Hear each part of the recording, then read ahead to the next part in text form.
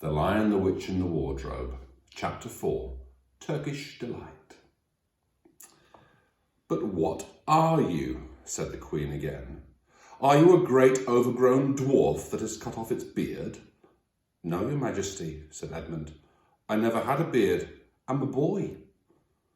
"A boy?" said she. "Do you mean you are a son of Adam?" Edmund stood still, saying nothing. He was too confused by this time to understand what the question meant. "I see you are an idiot, whatever else you may be," said the Queen. "Answer me, once and for all, or I shall lose my patience. Are you human?" "Yes, Your Majesty," said Edmund. "And how, pray, did you come to enter my dominions?" "Please, Your Majesty, I came through a wardrobe." "A wardrobe? What do you mean?" I opened a door and just found myself here, Your Majesty," said Edmund. "Ha!" said the Queen, speaking more to herself than to him. A door from the world of men.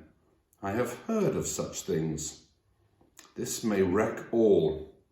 But he is only one, and he is easily dealt with."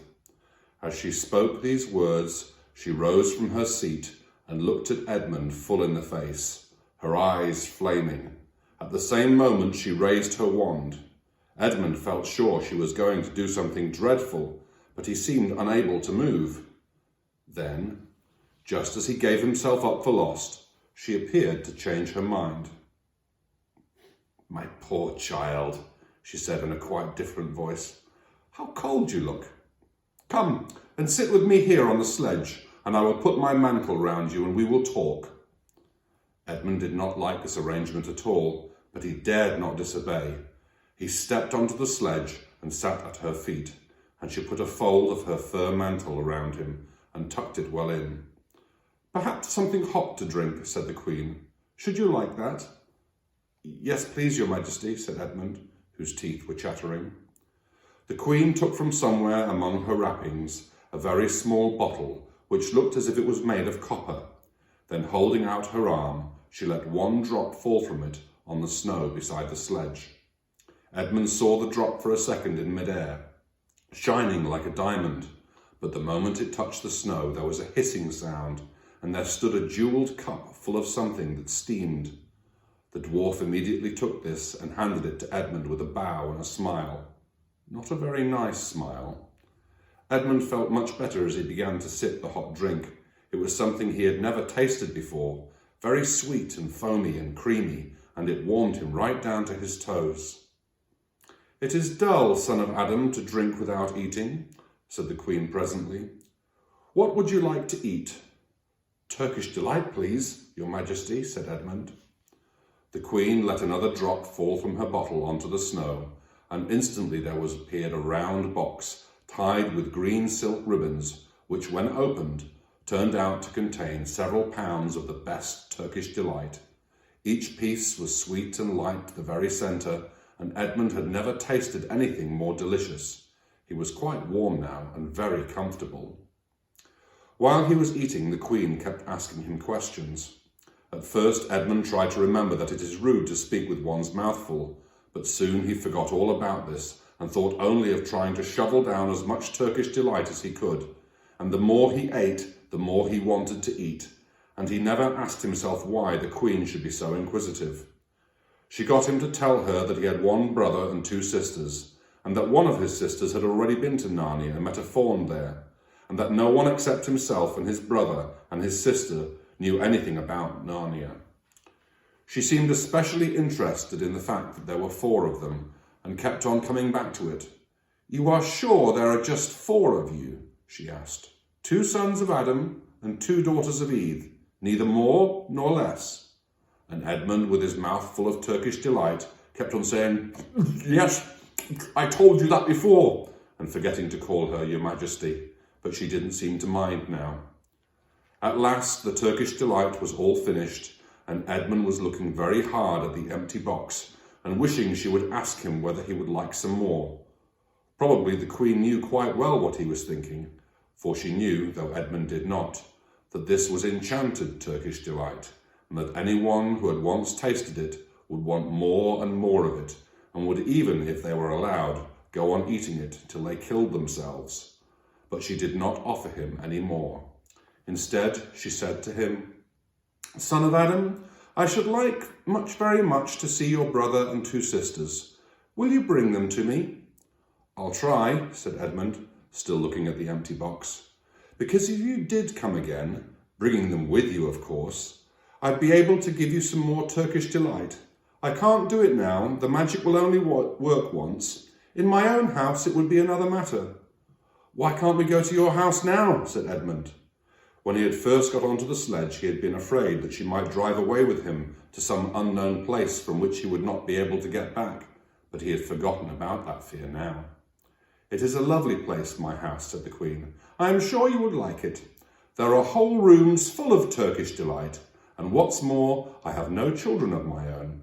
I want a nice boy whom I could bring up as prince and who would be king of Narnia when I am gone.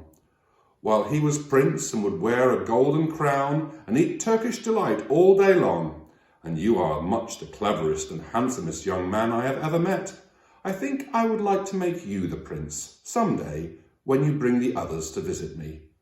"Why not now?" said Edmund. His face had become very red and his mouth and fingers were sticky. He did not like either very clever or handsome, whatever the Queen might say. "Oh, but if I took you there now," said she, "I shouldn't see your brother and your sisters. I very much want to know your charming relations. You are to be prince and, later on, the king. That is understood, but you must have courtiers and nobles. I will make your brother a duke and your sisters duchesses."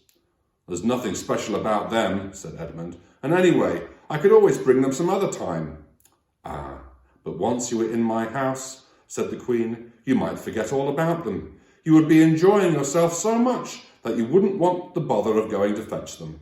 No, you must go back to your own country now and come to me another day with them. You understand? It's no good coming without them." "But I don't even know my way back to my own country," pleaded Edmund. "That's easy," said the Queen.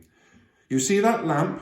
She pointed with her wand, and Edmund turned and saw the same lamppost under which Lucy had met the fawn. "Straight on beyond that is the way to the world of men. And now look the other way." Here she pointed in the opposite direction. "And tell me if you can see 2 little hills rising above the trees." "I think I can," said Edmund. "Well, my house is between those 2 hills, so next time you come, you only have to find the lamppost and look for those 2 hills and walk through the wood till you reach my house. But remember, you must bring the others with you. I might have to be very angry with you if you came alone." "I'll do my best," said Edmund. "And by the way," said the Queen, "you needn't tell them about me. It would be fun to keep it a secret between the 2 of us, wouldn't it? Make it a surprise for them. Just bring them along to the 2 hills like a clever boy, and you will easily think of some excuse for doing that. And when you come to my house, you could just say, 'Let's see who lives here,' or something like that. I'm sure that would be best. If your sister has met one of the fawns, she may have heard some strange stories about me, nasty stories that might make her afraid to come to me. Fawns will say anything, you know. And now—" Please, said Edmund suddenly, "please, couldn't I have just one piece of Turkish delight to eat on the way home?" No, said the Queen with a laugh. "You must wait till next time." While she spoke, she signalled to the dwarf to drive on, but as the sledge swept away out of sight, the Queen waved to Edmund, calling out, Next time! Don't forget, come soon!" Edmund was still staring after the sledge when he heard someone calling his own name, and looking around he saw Lucy coming towards him from another part of the wood. "Oh, Edmund!" she cried. "So you've got in too! Isn't it wonderful? And now—" "All right," said Edmund. "I see you're right, and it's a magic wardrobe after all. I'll say I'm sorry if you like. But where on earth have you been all this time? I've been looking for you everywhere." "If I'd known you'd got in, I'd have waited for you," said Lucy, who was too happy and excited to notice how snappishly Edmund spoke, or how flushed and strange his face was. "I've been having lunch with dear Mr. Tumnus the fawn, and he's very well, and the White Witch has done nothing to him for letting me go, so he thinks she can't have found out, and perhaps everything is going to be all right after all." "The White Witch?" said Edmund. "Who's she?" "She is a perfectly terrible person," said Lucy. "She calls herself the Queen of Narnia, though she has no right to be queen at all, and all the fauns and dryads and naiads and dwarves and animals, at least all the good ones, simply hate her, and she can turn people into stone and do all kinds of horrible things. And she has made a magic so that it's always winter in Narnia. Always winter, but it never gets to Christmas. And she drives about on a sledge drawn by reindeer with her wand in her hand and a crown on her head." Edmund was already feeling uncomfortable from having eaten too many sweets, and when he heard that the lady he had made friends with was a dangerous witch, he felt even more uncomfortable, but he still wanted to taste that Turkish delight again more than he wanted anything else. "Who told you all that stuff about the White Witch?" he asked. "Mr. Tumnus the Faun," said Lucy. "You can't always believe what fauns say," said Edmund, trying to sound as if he knew far more about them than Lucy. "Who said so?" said Lucy.